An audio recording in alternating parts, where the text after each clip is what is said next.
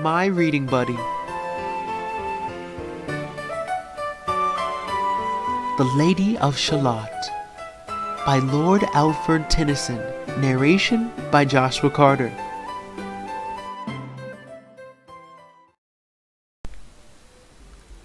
On either side the river lie long fields of barley and of rye, that clothe the world and meet the sky, and through the field the road runs by, to many-towered Camelot. And up and down the people go, gazing where the lilies blow, round an island there below, the island of Shalott.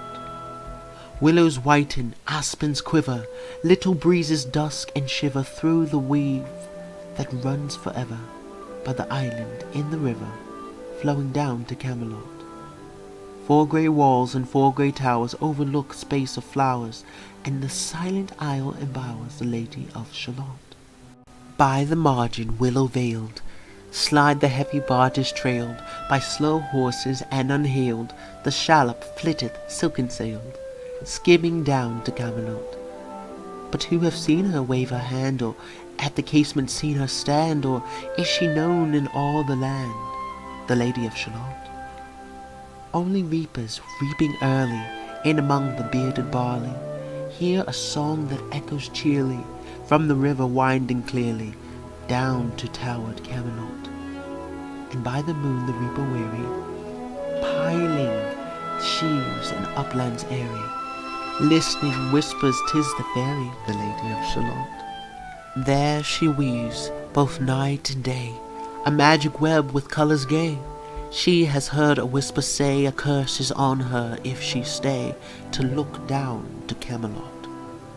She knows not what the curse may be, and so she weaveth steadily, and little other care hath she, the Lady of Shalott. And moving through a mirror clear that hangs before her all the year, shadows of the world appear. There she sees the highway near winding down to Camelot. There the river eddy whirls, and there the surly village churls, and the red cloaks of market girls pass onward from Shalott. Sometimes a troop of damsels glad, an abbot on an ambling pad, sometimes a curly shepherd lad, or long-haired page in crimson clad, goes by to towered Camelot. And sometimes through the mirror blue the knights come riding 2 by 2. She hath no loyal knight and true, the Lady of Shalott. But in her web she still delights to weave her mirror's magic sights, for often through the silent nights a funeral of plumes and lights and music went to Camelot. Or when the moon was overhead came 2 young lovers lately wed. I'm half sick of shadows, said the Lady of Shalott. A bow shot from her bower's eaves, he rode between the barley sheaves. The sun came dazzling through the leaves, and flamed upon the brazen greaves of bold Sir Lancelot. A red-cross knight for ever kneeled to a lady in his shield, that sparkled on the yellow field beside remote Shalott. The gemmy bridle glittered free, like some branch of stars we see hung in the golden galaxy. The bridle bells ring merrily as he rode down to Camelot. And from his blazoned baldric slung a mighty silver bugle hung, and as he rode his armour rung beside remote Shalott.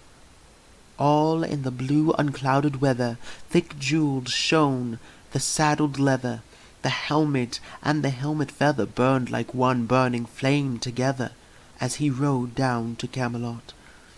As often through the purple night, below the starry clusters bright, some bearded meteor, trailing light, moves over still Shalott.